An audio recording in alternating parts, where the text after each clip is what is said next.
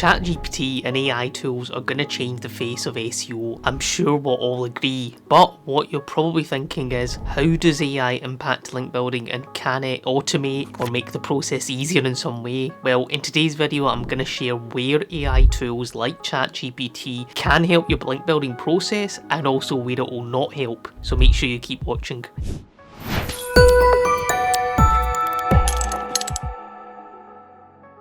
Amit here from the Links Guy. We've been doing link building since 2016 and we've seen all sorts of tools come in over the years, and having the right infrastructure in place can definitely help the link building process, but it's also about knowing how to use tools and not having them work against you or deteriorate the process in some way. So AI tools are no exception. If you want to understand exactly how they should be leveraged when it comes to link building, make sure you watch this video right to the end.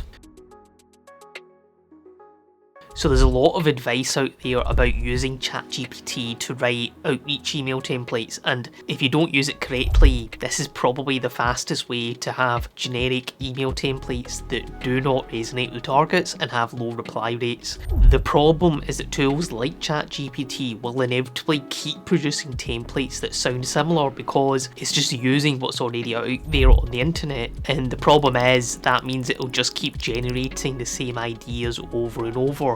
We have tested this and we found that if given free rein, it generally produces templates that are generic and have a lack of creativity, or there's just a lack of conciseness. In fact, during our agency's recruitment process, one of the assessments we set for people is to write an outreach email, and it's often really easy to tell if someone uses AI because they all sound the same, and weirdly when they use it, it kind of often has like the same subject line, or it just follows the same pattern, so it's really easy to tell and it just looks really generic. Here's an example of one where we feed a question, your website, a content idea, and the kind of angle, and then it produces a template, as you can see here. And the interesting thing is, when I look at others who have perhaps applied to a job and they've been given this kind of question, it's kind of obvious they've used AI, and even without an AI detector you can tell that they're using subject lines end up coming out really similar. Same with this one. The phrases, it starts to use really generic phrases, and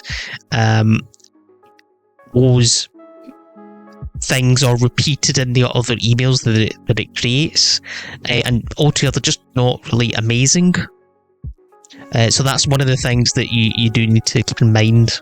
So the role of AI in outreach is really in areas like tweaking an email. For example, if you feed it an email you've already written, you can see if it can inject some humour, or it can tweak an email to sound slightly different, perhaps aimed at a different audience, but obviously that comes with some caveats. Coming up with a list of ideas for subject lines for you to pick from, so let's say you want to create a seafood themed pun or something for your subject line, you can prompt it, ask for a set of ideas, and then pick the best one from those, or you can train it on a specific framework or dataset and get it to produce templates or personalised icebreakers based on that. I'll talk about that more later. But this does come with a caveat: it still needs an experienced human operator to check the output and tweak it or scrap some of the ideas. The reality is, in some situations or for some campaigns, it just won't help that much, and you might find that the human creativity can come up with something better. So you have to be careful when you're using AI for these kind of things. Prospecting is a very time consuming and labour intensive part of link building process, and when you're building links at scale, you're handling generally quite large data sets and lists of websites. Let's say you scraped a list of websites from a competitor's backlink profile, or you did a skyscraper style backlink scrape, or you scraped it from another source. One of the main challenges which happens at the outreach stage is you need an email template which is targeted at all of those websites, and you can't always write an email template which is applicable to all of the sites in that list if they are different types of websites or they're content pieces that all talk about different things. So for instance, if you have a list with a mixture of fitness equipment stores and perhaps some protein supplement stores, then okay, all of those are relevant and they are somewhat in the same industry, but you shouldn't really approach them all with exactly the same template. So AI can help speed up the prospecting stage, because instead of having to manually vet every target with a human check, you can just vet the list with an AI check, and then that will categorize much faster. Let's go through an example to show you what I mean. As you can see, it's displayed it in tabular format and it's given it certain categories. It maybe sometimes won't get it right. I think in this case, perhaps the meta description, the page titles were missing. It's done a pretty good job, and this was actually something that was already sorted, but it has kind of identified there's an apparel one and the ones that's some kind of business site, and then that is actually just a fitness. Something to do with fitness equipment, and when you give it a bigger list, it will generally do quite a good job. And this is a pretty good tool because you can import CSV straight in, as opposed to ChatGPT where you would have to feed text in somehow, and it's not really practical to do. You do have plugins like GPT for Sheets, but they also sometimes don't work that well, or don't work very well with like big data sets. So you might find something like this pretty good for this purpose. To enhance it a step further, I'd even suggest combining it with other data points that you've scraped, as ChatGPT won't always be perfect with the categorization, and you need to feed it with as much info about each site as possibly can to improve the accuracy. When you've done link building at scale, especially over a long period of time, it also is worth retrospectively looking at how your campaigns did. So make sure you're keeping track of your link building data. So Google Sheets or SharePoint should generally be sufficient, but some outreach software like Pitchbox will also accumulate the data for you as well. So you can take that data and then you can analyze it using ChatGPT or an AI tool to see what insights you can gain.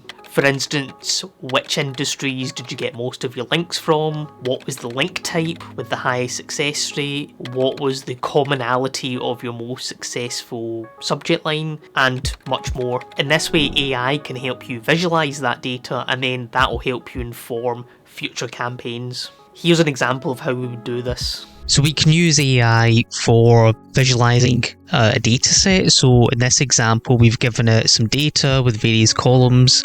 For example, we could have it look at the days since outreach started as an example, and it will give us a distribution in the form of a graph. Or for instance, it could analyze all the URLs and it could give us the TLDs of those. For instance, if we had an outreach campaign and over a certain period of time we got live links across a number of sites, we could look at the breakdown of the TLDs, or we could perhaps, if we categorized it by the niche or the audience, we would just get a visualization of how that went. So again, you don't have to use AI for these kind of things, but it can help. We need to get some really quick insights and with from a set of data, and you want to do it fairly without having to use tools like Tableau or Power BI or something. So it can help for that kind of thing.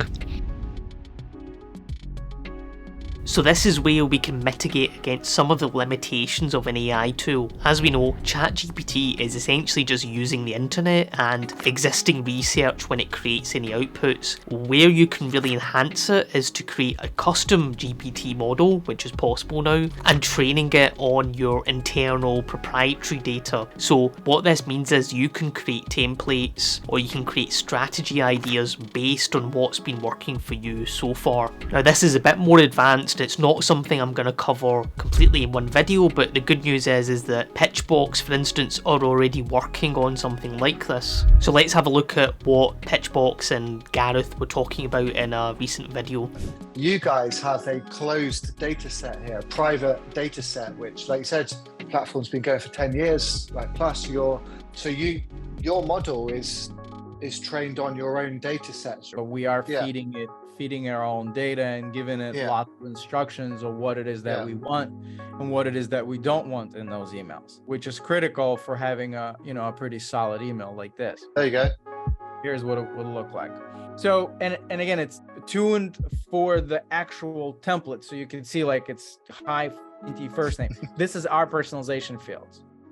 So when I insert it into templates, it's going to already use, you know, the personalization. The same thing with like outreach email signatures and things like that. It's a better dad joke than I could have come up with. So Pitchbox have started rolling out AI features for the template creation and the AI personalization, which most importantly has been trained on the data of millions of emails. So you can use it being a bit more confident that it actually has been trained to a framework, and based of all, that data and that framework is suitable for link building. So you can use AI in a couple of main areas. Content ideation, so you can give it an industry or a website and a client or a subject matter that you need to relate it to, and you can get a set of content ideas from it. You can then use those ideas in your guest post pitches. Just ensure to cherry pick the ideas though, because not every idea it will generate will be great, and you may need to slightly tweak the titles to be more appealing, but it's really good if you're drawing a blank and you need to start off the creative process with something. Content creation, kind of, I wouldn't recommend using AI carte blanche to write articles. It's often going to be too generic and it will lack the depth required, and that's whether it's on your site or if this is for guest posts that you're sending to editors. Please do not send AI written content pieces to editors or content managers. It is a pet peeve of theirs, and that's something that I've discussed with a lot of editors and people in the content industry as well. Now, where it may come in useful is either preparing content briefs and then it being taken forward by a writer who fleshes the article out and it conducts further research. You can use it for data-driven stories, so just like I showed earlier where it can help with data visualization, you can use this if you're handling a data set and need to turn that content piece into something like an infographic. And it's helpful if you need to turn it into a content piece like an infographic. You can then share that on your own blog, or you can share it with journalists who can then create a story around the data, and the fact you visualised it makes it a lot easier for them to understand and makes it more appealing for the audience as well. So if you like this video, make sure to subscribe to my YouTube channel right now. Just click on the subscribe button below this video. I really hope this video has helped inform you on how AI can help you with the link building process, and as you can see, it is by no means going to replace human link builders completely, but it can really help enhance a campaign or can streamline very specific parts. If you have any more use cases for AI that I might have missed, please let me know by leaving a comment below right now.